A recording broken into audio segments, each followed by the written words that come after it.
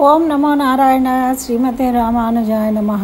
శ్రీమన్నారాయణ చరణం శరణం ప్రపద్యే. అస్మద్గురుభ్యో నమః. అందరికీ నమస్కారం అండి. మనము పరమ పవిత్రమైన భగవద్గీతను పారాయణం చేసుకుంటున్నాము. పొద్దున ఒక శ్లోకము, సాయంత్రము ఒక శ్లోకము. చక్కగా దాన్ని సద్వినియోగపరచుకుంటూ మీరు అందరూ సపోర్ట్ చేస్తున్నందుకు మీ అందరికీ ధన్యవాదాలు తెలుపుకుంటున్నాను. అయితే ఇందులో కొన్ని విషయాలు ఉంటాయండి. ఆ భగవంతుడు ఏమంటాడంటే, ఫలితాన్ని ఆశించకుండా నువ్వు కర్మయోగాన్ని పాటిస్తే అప్పుడు జ్ఞానవంతుడు అవుతావు. దానివల్ల నీకు మరి నాకేంటి అంటే, నువ్వు నా మీద వదిలిపెట్టినప్పుడు నేనే నేను చూసుకుంటా నీ బాగోగులన్నీ. నువ్వు ఫలితాన్ని ఆశించకుండా కర్మలు చేయి. నువ్వు చేసే కర్మలు నిశ్చల బుద్ధితోని చెయ్యి, ఆశ పెట్టుకొని ఆశలు కోరికలతోని చెయ్యకు అని చెప్పాడని చెప్పుకుంటున్నాం. అయితే మరి అది అంతవరకు సాధ్యము? మనలాంటి వాళ్ళకి సాధ్యం అవుతుందా? కోరిక లేకుండా ఎట్లా పని చేస్తాము అని అనుకుంటాం కదా.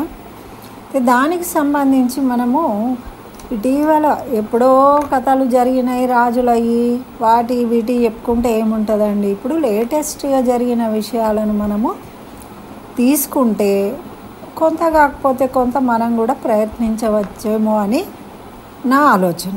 అందుకని ఈ విషయాన్ని మీకు షేర్ చేస్తున్నాను. ఏంటి అంటే, ఇక్కడ ఒక అతను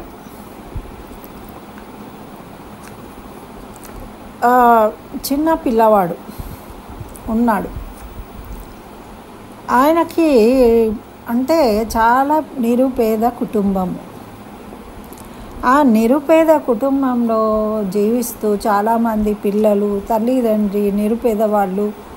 ఆ తండ్రి పాపం 5 ఏళ్ల వయసు ఉన్నప్పుడే తండ్రి చనిపోయాడు. అబ్బాయికి చనిపోయి మరి ఇక ఏం చేస్తారండి, అప్పుడు ఈ పిల్లలందరినీ ఆ తల్లి ఏమో పని మనిషిలాగా అందరి ఇళ్ళల్లో పని చేసి ఏదో కాస్త ఆహారాన్నో కాస్త డబ్బునో తెచ్చి వీళ్లకు సరదాలే, ఇల్లు నడిపియాలి. అట్లాంటి పరిస్థితులలో ఆమె ఏం చేయలేదు కాబట్టి అనాథ శరణాలయం, ఆర్ఫనేజ్ హోమ్లు ఉంటాయి కదా, దాంట్లో ఈ పిల్లలను చేర్పించింది. అక్కడ కనీసం ఫుడ్ అని ఉంటుంది పిల్లలకు అని. అట్లా అబ్బాయి 5 ఏళ్ల నుంచి 13 ఏళ్ల వరకు 13 ఏళ్ళు అక్కడ ఆ ఆర్ఫనేజ్ హోమ్లోని అనాథ శరణాలయంలో ఉన్నాడు ఈ అబ్బాయి కూడా. ఉన్న తర్వాత ఏదో కొంత చదువుకుంటారు కదా అక్కడ. ఆ చదువుతోనే ఈయన ఏం చేసిండు, ఇక చదువుకోవడం ఎక్కడైతుంది, ఇంటికి కోసము ఏదైనా చేయాలి, ఏదైనా పని చేయాలి అని కెరీర్ స్టార్ట్ చేసిండట. ఏం చేస్తారండి, ముందు చిన్న ఉన్నాడు పాపము, 18 ఏళ్ళు ఉంటాయి అంతే కదా. అట్లయినా కూడా 5 ఏళ్ళకి ఫాదర్ చనిపోయాడు, 13 ఏళ్ళు అందులో ఉన్నాడంటే ఇంటర్ చదివి ఉండొచ్చు. అయితే అతను ఏం చేస్తాడు అంటే, క్లీనర్గా పనిచేస్తూ ఉంటాడు. ఎక్కడ ఏ పని దొరికితే ఆ పని చేస్తూ పోతూ ఉన్నాడు అనమాట. పేపర్ బాయ్ లాగా చేయడము. తర్వాత ఇవాళ రేపు మొబైల్లో మనకి బిల్స్ పే చేస్తూ ఉంటారు, అందరికీ రాదు కదా. ఈ ఊర్లలో ఏం చేస్తారు అంటే, మొబైల్ రీఛార్జ్ చేయడము, మొబైల్తోని బిల్స్ కట్టేయడము, ఇట్లాంటివి కూడా చేసి హెల్ప్ చేసి అందరికీ డబ్బులు తీసుకుంటూ ఉంటారు. ఏదో ఉడతా భక్తిగా వాళ్ళు ఇచ్చింది వాళ్ళకి సాయం చేసి ఆ ఫ్యామిలీలకు వీళ్ళు పోషణ కోసం ఆ విధంగా పనులు చేసుకుంటూ ఉంటారు. ఇట్లాంటి పనులు చేస్తూ ఈయన కాలం గడుపుతూ ఏం చేసిండు అంటే, ఈయన ఒక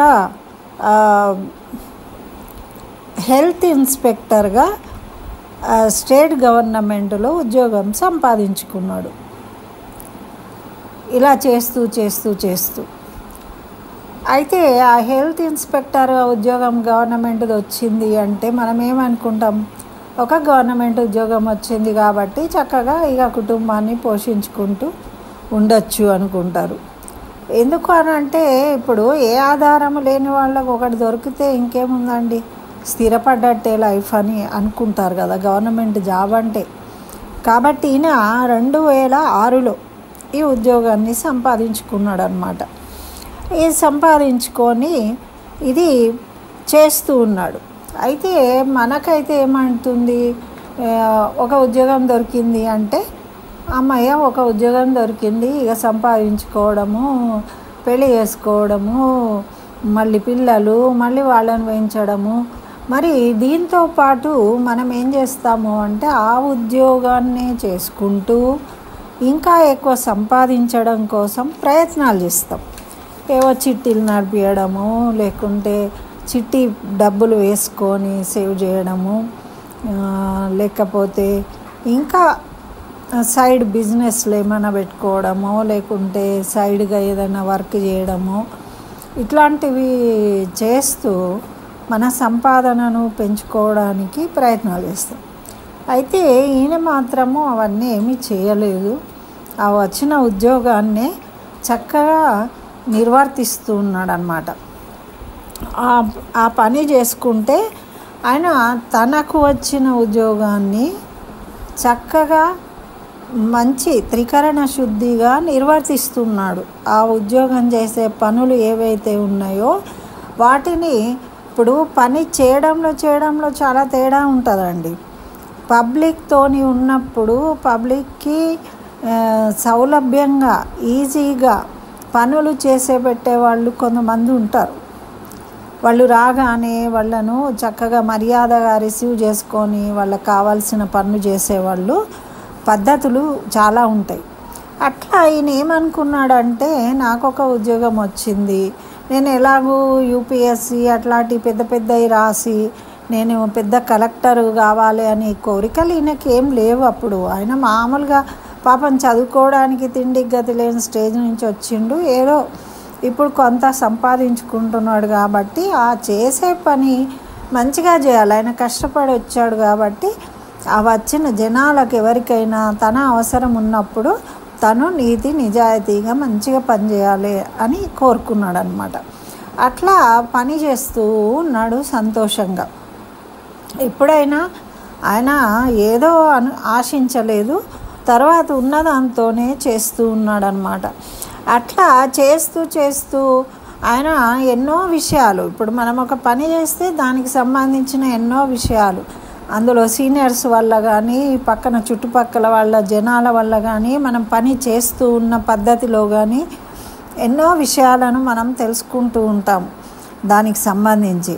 అట్లా ఈయన ఎన్నో విషయాలు తెలుసుకుంటూ ఆ పనులు చేసుకుంటూ ఆసక్తిగా అందరికి ఎవరికి ఇబ్బంది కలగకుండా చక్కగా మంచి పేరు తెచ్చుకొని మంచిగా ఉద్యోగం చేస్తూ ఉన్నాడనమాట.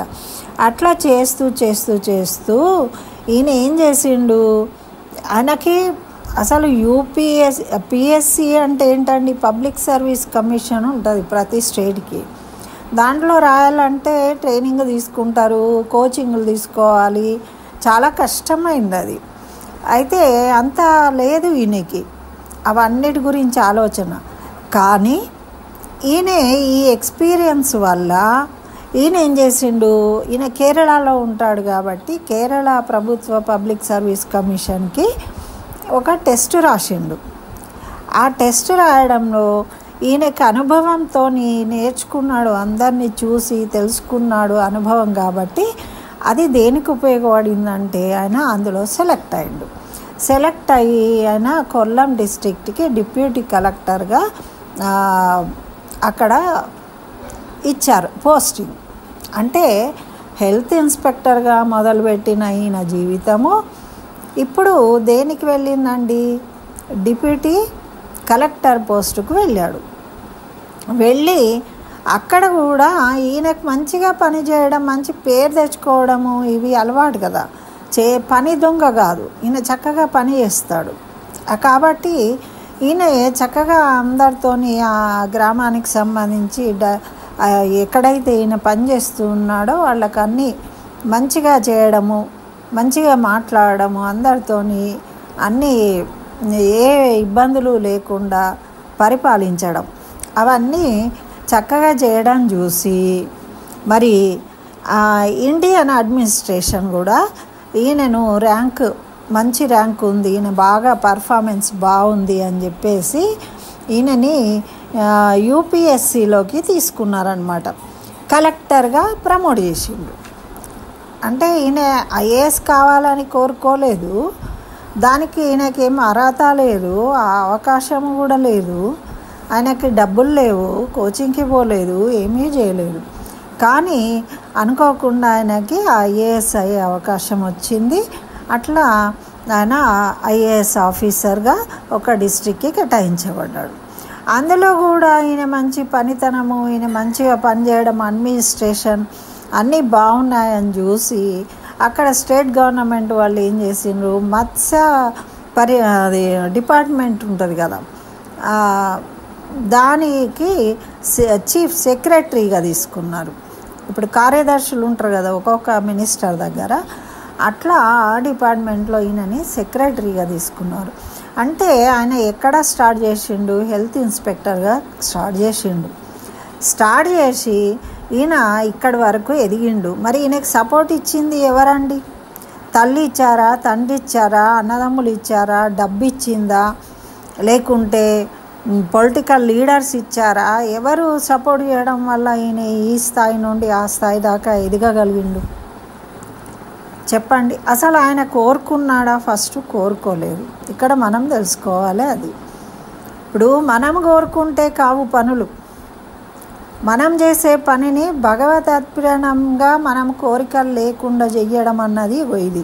ఈయన ఆయనకు వచ్చిన ఉద్యోగాన్ని చక్కగా నిర్వర్తించిండు. చక్కగా భక్తితో నిర్వర్తించడం వల్ల అతనికి మంచి ప్రశంసలు వచ్చినాయి. దాంతోపాటు ఆయనకు ఒక అవకాశాన్ని ఇచ్చాడు భగవంతుడు. అదే డిప్యూటీ కలెక్టర్ పరీక్ష రాసి పాస్ అవ్వడం. ఆయన ఏం ప్రయత్నం చేయలేదు, జస్ట్ ఆయనకు ఆ బుద్ధి కలగడము, పరీక్ష రాయడము, పాస్ అయిపోవడం. ఎంతమందికి అవుతుందండి? కళలు కని కష్టపడి చదివిన వాళ్ళు కూడా కాలేకపోతారే, అట్లాంటిది ఈయనకి ఎలా వస్తుంది చెప్పండి? అది దైవం యొక్క గొప్పతనం. మనిషి చేయాల్సిన పని ఏంటి, భగవంతుడు ఏం చేస్తాడు అనేది ఇక్కడ మనము చక్కగా మంచి ఉదాహరణ, అందుకోసమే నేను మీకు షేర్ చేస్తున్నాను ఇది. అయితే ఇక్కడ అతనేం కోరుకోలేదు ఐఏఎస్ కావాలని. ఆయన చేసే పనిని నిజాయితీగా నిర్వర్తిస్తూ వెళ్తూ ఉన్నాడు. అతనికి పదవులు అనేవి అలంకారప్రాయంగా అవే వచ్చి చేరుతూ ఉన్నాయి. ఆయన కలెక్టర్ పదవి కూడా వచ్చేసింది. గవర్నమెంట్ సెక్రటరీగా కూడా ఆయనని తీసుకున్నది. అంటే దేనివల్ల తీసుకుందండి? ఆయన బ్యాక్గ్రౌండ్ ఉందనా, పొలిటికల్ లీడర్ అనా, లేకపోతే ఇంత ఆస్తుపాస్తులు ఉన్నాయని తీసుకున్నారా వీళ్ళు? లేదే, అవన్నీ ఏమీ లేదు. ఆయన మంచి పనితనము, మంచి వర్క్ చేసి చూపించాడు. దానివల్ల ఇంప్రెస్ అయ్యి వీళ్ళు అరే ఈయనైతే మంచి పని చేస్తాడు, చాలా స్ట్రాంగ్, మంచి అడ్మినిస్ట్రేషన్ అని తీసుకున్నారు. మరి దానికి దోహదం చేసి ఆయన మంచి పనితనం వల్లనే, అంటే కర్మయోగం వల్ల ఆయన ఉన్నతమైన పదవికి చేరుకోగలిగిండు. ఇదే భగవంతుడు చెప్పేది. నువ్వు కోరుకుంటే కాదురా, నువ్వు దాని మీద ధ్యాస పెడితే నువ్వు అక్కడికి వెళ్ళలేవు. ఆకాశానికి వెళ్ళాలని ఆకాశం చూస్తూ ఉంటే ఆకాశానికి ఎలా వెళ్తామండి? వెళ్ళలేము. కానీ మనము చేసే పని సక్రమంగా చేస్తే ఆ భగవంతుడే మనను అలా కష్టం లేకుండా తీసుకెళ్తాడు. అది ఇక్కడ జరిగింది. ఇంతకీ ఈయన పేరు ఏంటంటారా? అబ్దుల్ నాజర్. ఈయన ఒక ముస్లిం. ఎవరైతే ఏంటండి, భగవంతుడి ముందు అందరూ సమానమే. ఎవరి వాళ్ళు పెట్టుకుంటారు. కొంతమంది ప్రతి దాంట్లో కూడా ఉన్నారండి, మంచివాళ్ళు చెడ్డవాళ్ళు. అట్లా ఏ ఒక్క దాంట్లో వీళ్ళు అలా ఉన్నారు. సామాన్యులందరూ మంచిగానే ఉన్నారు. సామాన్యులను చెడగొట్టే వాళ్ళు వీళ్ళ వల్ల చెడగపోతుంది. ఎవరైతే మేము గొప్ప వాళ్ళం అనుకుంటూ అందరినీ అంటే వాళ్ళను ప్రేరేపిస్తూ ఉన్నారు, ఉత్తేజపరుస్తున్నారు కొన్ని మాటల ద్వారా, చేతల ద్వారా. దానివల్ల పాడైపోతున్నారే కానీ ఒరిజినల్గా ప్రతి వాళ్ళు మంచి వాళ్ళే అయి ఉంటారు. అయితే ఇప్పుడు మనం తెలుసుకునేది ఏంటి అంటే ఇక్కడ ఈ అబ్దుల్ నాజర్ తను ఏమీ కోరుకోలేదు. తనకు ఇచ్చిన జీవితాన్ని ఎలా ఉంటే అక్కడ ఉన్న వసతులను బట్టి ఆయన దానికి అనుకూలంగా జీవిస్తూ ముందుకెళ్ళాడు. అంతేగాని ఇది లేదు అది లేదు అని ఆయన ఎప్పుడు ఫీల్ కాలేదు. మరి నాకు ఇది కావాలి అని కూడా ఆయన కోరుకోలేదు. ఈ రెండు మనం గమనించుకోవాలి. మనం ఉండొచ్చా అంటే ఇది ఎప్పుడు జరిగిందండి? మొన్న 2019లోనే ఆయనకి డిప్యూటీ కలెక్టర్గా వచ్చింది, కలెక్టర్ అయ్యాడు. 2006లో ఆయనకి హెల్త్ ఇన్స్పెక్టర్గా జాబ్ వచ్చింది. మరి ఇంత రీసెంట్గా జరిగింది కదా. కాబట్టి మనము అనుకుంటే అన్నీ సాధ్యమవుతాయండి. ముందు మనం చేసే పనులు నిజాయితీ ఉండాలి, మనం మాట్లాడే మాటలు నిజాయితీ ఉండాలి, మన సంకల్పాలు నిజాయితీగా ఉండాలి. మనం చేసే పని మంచిగా ఉండాలి అని కోరుకోవాలి, కానీ మనం చేసిన పని వల్ల మనకు లాభం కావాలని కోరుకోవద్దు. ఇందులో చాలా తేడా ఉంది, దీన్ని గమనించుకోవాలి. మనం చేసే పని వల్ల మనకు లాభం కావాలని కోరుకోవడము ఉండొద్దు, కానీ మనము చేసే పని మంచిగా చెయ్యాలి అని శ్రద్ధతోని చేయడం అనేది సంకల్పం అయి ఉండాలి మనకు. అది మనం ఇక్కడ ఈ అబ్దుల్ నాజర్ చేయడం వల్లనే ఆయన ఈరోజు ఉన్నత స్థాయికి చేరుకున్నాడు. ఇదొక మంచి ఉదాహరణ కాబట్టి నేను మీకు షేర్ చేస్తున్నానండి. నచ్చితే తప్పకుండా లైక్ చేయండి. ఆ అబ్దుల్ నాజర్కి అభినందించండి మీ లైక్తోని. మరి ఇంకా అందరికీ షేర్ చేయండి. స్వస్తి. సర్వం శ్రీకృష్ణ చరణారవిందార్పణమస్తు.